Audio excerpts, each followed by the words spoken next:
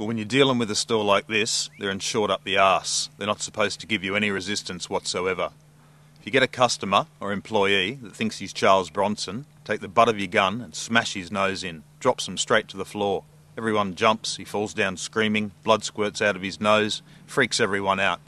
No one says fucking shit after that. You might get some bitch talk shit to you. Give her a look like you're going to smash her in the face next and watch her shut the fuck up.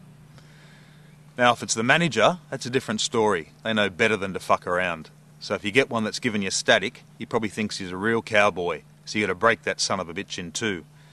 If you want to know something he won't tell you, cut off one of his fingers, the little one, then tell him his thumb's next. After that, he'll tell you if he wears ladies' underwear.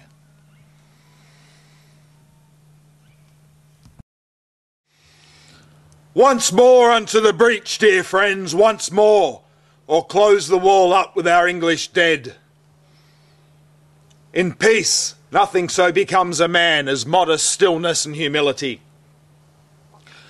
But when the blast of war blows in our ears, then imitate the action of the tiger. Stiffen the sinews, summon up the blood, disguise fair nature with hard favoured rage.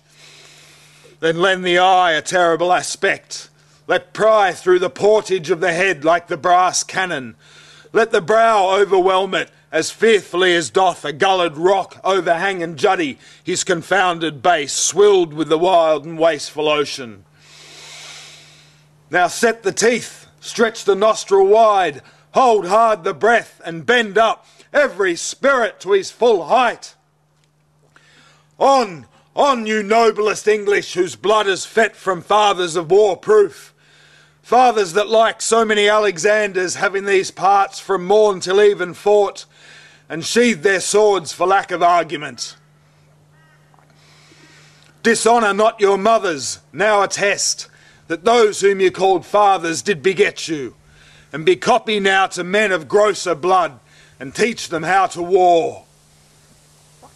And you, good yeomen, whose limbs were made here in England, show us here the mettle of your pasture. Let us swear that you are worth your breeding, which I doubt not.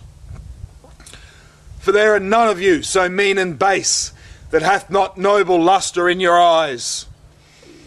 I see you stand like greyhounds in the slips, straining upon the start. The game's afoot. Follow your spirit, and upon this charge, cry, God for Harry, England, and St. George!